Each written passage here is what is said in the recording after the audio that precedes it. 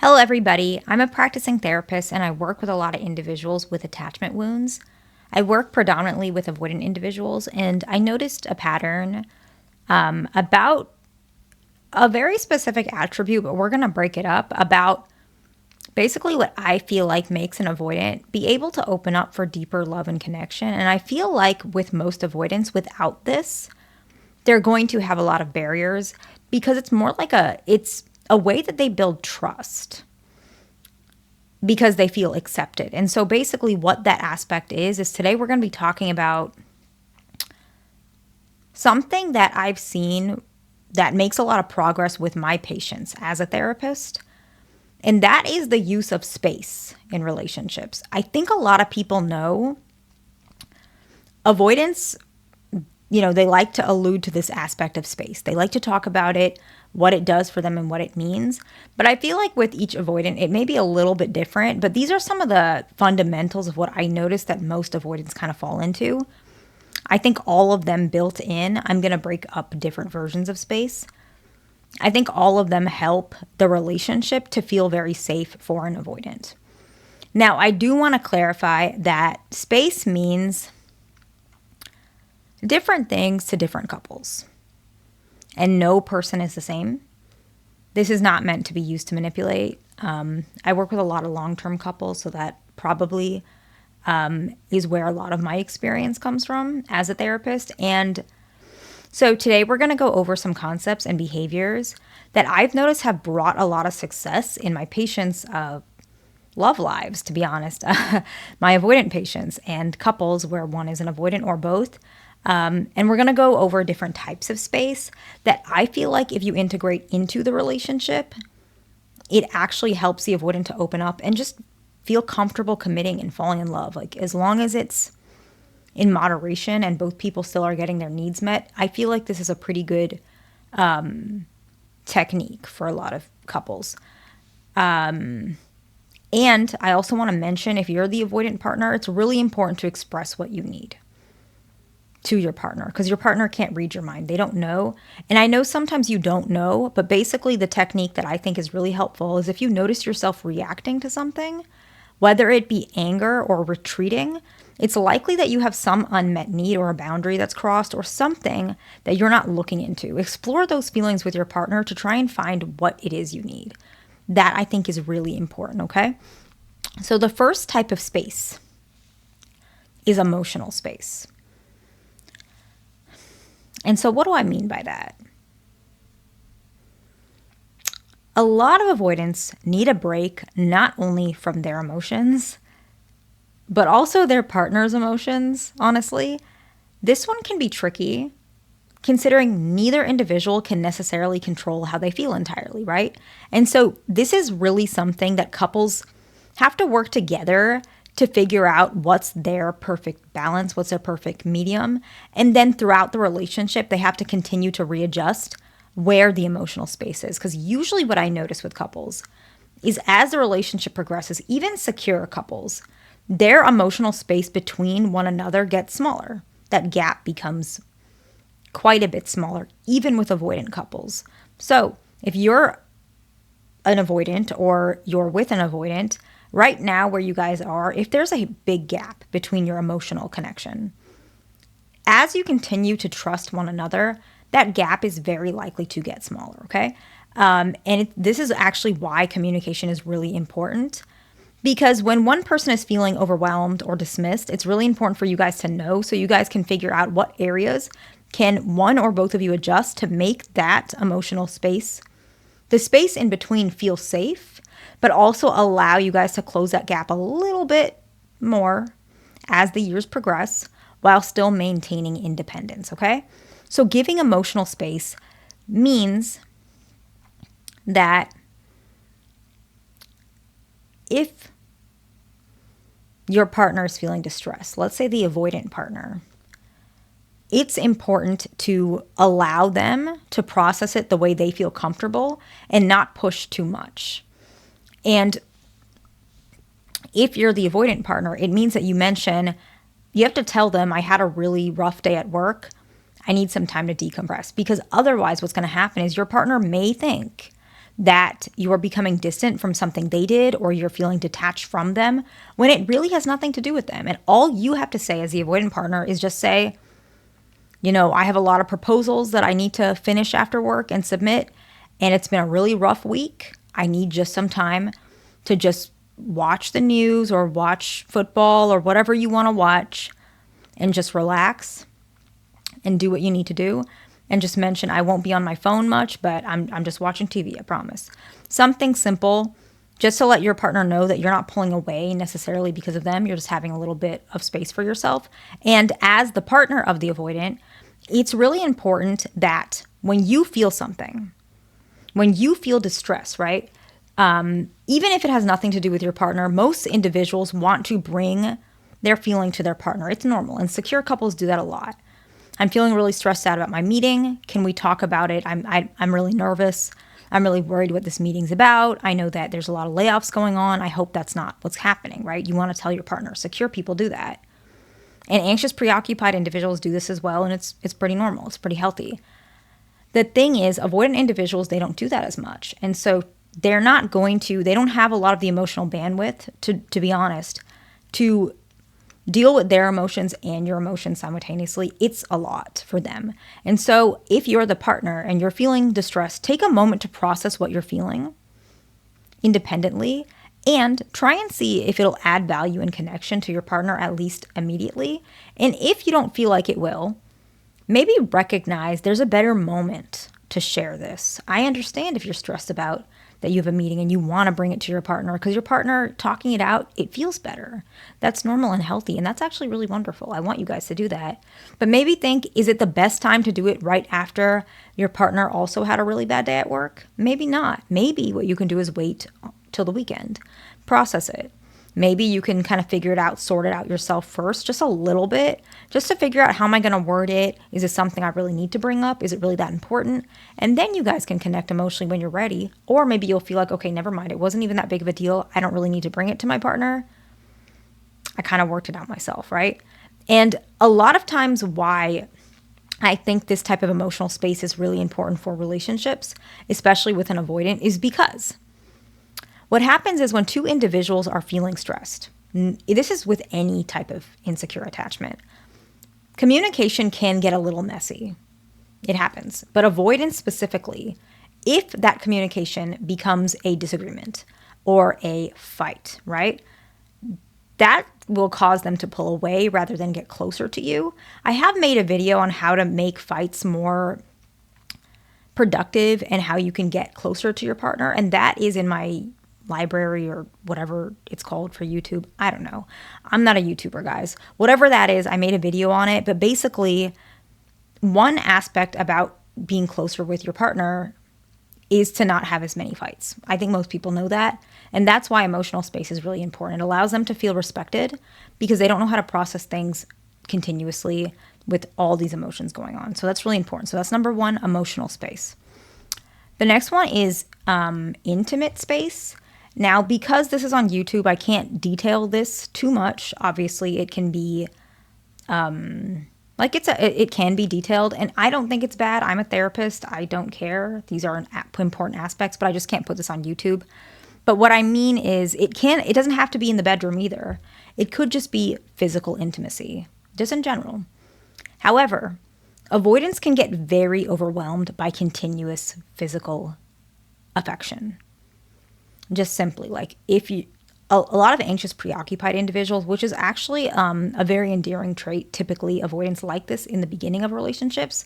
But throughout the relationship, individuals who are anxiously attached are very touchy. And that's good, but avoidance can get really overwhelmed. I mean, I've even see this with patients where a parent is anxiously attached and their kid is avoidantly attached, and maybe the other spouse is also avoidantly attached, because you can also pick up your attachment style partly because one of your parents is that way, and because they were that way, you pick up those traits because they treat you like that. Maybe I'll make a video on that. That's a little hard to explain, but I even see this where, let's say we have an anxiously attached mom, right? And she has a daughter who's avoidantly attached, let's say dismissive avoidant. She may be really touchy towards her daughter, really want to be like buddy. She really wants that like best friend type of relationship. And her daughter is just very distant with her. And it's sad, as a mother, I am not one, but I have a lot of patients that are, and they really want to get close with their family. And especially if they have a daughter or a son, but for this example, a daughter that's dismissively avoidant, like she might not even want to be touched much at all by her mom, right? And I see this in couples as well, where in a couple session, I see one is like really pulling away or not wanting affection, and the other one's like all over them. And I can see the avoidant individual is feeling like very confined and constricted, right? Suffocated sometimes. And many have reported to me that they want to be able to physically connect with their partner without feeling the pressure to do so. That's honestly what a lot of them say. This does not mean that you're asking for affection. It doesn't mean not asking for affection or not giving love in a physical manner. It just means trying to dial it back a little bit just for the respect of your partner. That doesn't mean all the time. Let's go back to the example where we said, let's say there's a mother who's anxiously attached and a daughter who's dismissively attached. Let's say mom wants to hang out every week and daughter just finds that very suffocating. So let's say they compromise once a month, which is still a lot for the daughter, but she's compromising, right? And every single time they go out, let's say they go to lunch or dinner sometimes, mom is going to reach out and hug her a lot without thinking about her daughter feeling maybe a little uncomfortable, or the daughter might not be hugging her back, and the mom is still just grabbing on her and clinging on her, grabbing her arm, let's go sit over here, oh, your dress is so pretty, and like touching her hair. And that becomes really overwhelming. And what's happening is when she's doing that, the daughter is actually feeling like, my mom is not understanding my cues for being uncomfortable. And I don't feel like if I told her that I'm uncomfortable, that she's going to react properly. And so what's happening is she's shutting down. Now, she should say, mom, that's a lot. Like, I love you, whatever. And she may hug her back, but say, like, it's a lot for me. You know how I'm not very affectionate. But sometimes she's afraid that her mom might react poorly, right? And so instead what she does is she just curls in and lets her mom overwhelm her. And she feels disrespected because her space is being interrupted and she's not a physically affectionate person. For her mom, this connection is the anxious attached person in this case is feeling very connected. This is how I connect with my daughter. I don't get to see my daughter. I really want to connect. Whereas the avoidant attached daughter, and she's like this with everyone. Let's just give this example. She's like this with her siblings. She's like this with her dad, who is also avoidantly attached. She's like this with her boyfriend, right? She just doesn't really like physical affection. And so it's because she doesn't get much out of it. She likes deep conversations. She likes respect. She likes talking about her job. She likes talking about finances. She likes talking about nature, documentaries. That's what she likes to talk about. She doesn't like hugging and, being all buddy-buddy. That's not really her favorite thing. And so respecting that space that physical space allows the avoidant to feel like, okay, I am respected. I'm allowed to be myself. Let's look at, again, and take this example. Let's say this anxious attached mother, she can hug her daughter right when they meet, and when she starts feeling that her daughter is kind of pulling away, mom can say, I just like to hug. I'm happy to see you, but I know you need your space. Why don't we go get this table here and let's kind of talk about some things. Let's catch up. I know that you were saying that you were, watching a documentary. Can you tell me how that went? What did you learn? She can kind of lean into the way her daughter connects. And each avoidant is different. So that's up to you guys how you want to process that. But it's very important to break up that space, that physical connection, with other types of connection instead of just overwhelming physical space. Does that make sense? Another example could be an anxious, preoccupied, let's say girlfriend, boyfriend, okay? Anxious, preoccupied is the girlfriend in this example, and the boyfriend is dismissive avoidant. Let's say partner comes back from work, and anxious, preoccupied asks for a hug right when he comes back from work. And maybe she's reaching out for a hug, and she's saying like, hug me, kiss me, whatever it is, and he's feeling overwhelmed because he just came back from work. Instead, what you can do is she can let the boyfriend decompress. Maybe he takes a shower, he relaxes. Maybe he needs to prepare dinner or get a snack. And then maybe he sits on the sofa, right? And then there she can invite herself and himself for comfort, and she can sit next to him and, start talking to him. How did the presentation go? While putting her hand on his leg, and she'll say, oh, I didn't get to hug you. Could we hug? Or whatever the communication is. And then that can allow him to feel like more comfortable and respected. Now that she is realizing, he can feel, okay, she knows that I had a really long day. She respected that. I noticed that, of course, I want to hug her. Like, I do want to hug her. Of course, I just need a moment. Then they can hug, they can kiss, whatever they need to do, and they can have a conversation. So that's really important, okay? And in terms of bedroom intimacy, what it really means is sometimes, unfortunately, a lot of people don't like this, but I'm being honest, avoidance, sometimes they have a less frequency of bedroom intimacy. And sometimes it's just about accepting that and realizing that it'll increase over time. And that pressuring bedroom intimacy can be very challenging. But avoidant individuals, it's very important to realize that the very aspect of you avoiding bedroom intimacy, it just makes the task more daunting.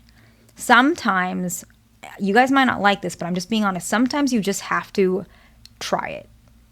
It doesn't mean it's forever. Maybe you'll never do it again with your partner, but just try to see if that connection might be beneficial for you. Because a lot of times when my patients go ahead and give it a shot, connect with their partner, what they start realizing is, what, I actually did really enjoy that. It was very daunting when I thought about it, but actually doing it and connecting with my partner that way was really wonderful, and it felt really good. And it helps them to build up that connection. So as an avoidant individual, just try and prompt yourself. Actually, we use this a lot with patients who have depression. We call it behavior activation. Let's say they don't want to do the dishes. Sometimes it's like, just do one dish. Just push yourself to do just one dish, and then eventually what ends up happening is they do all the dishes, right? That is just, sometimes you got to force a little bit of it. Force is not a right word. Kind of push it. I'm sorry, I shouldn't use the word force, but kind of push yourself to think, is this beneficial for me? And maybe it is. Give it a shot, right? Just something to think about. And the last one is physical space.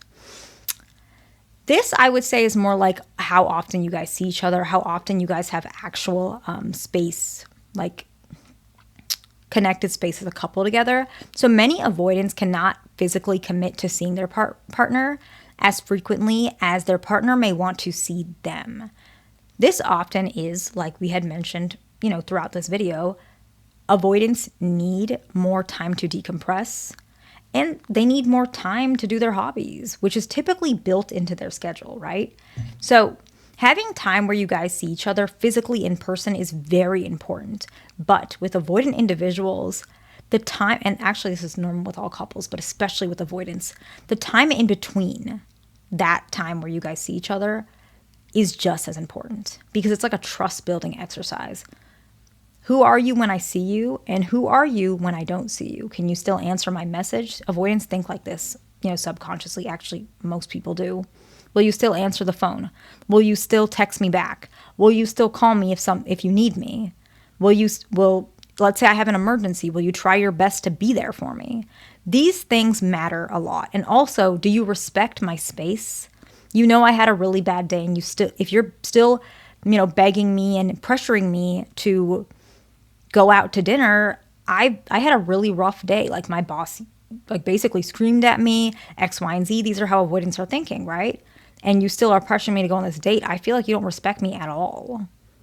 And all that does is push your partner away. But if you can respect that, the frequency, what happens is usually that frequency gets more frequent, right? Instead of once a week, start seeing twice a week. It starts building up.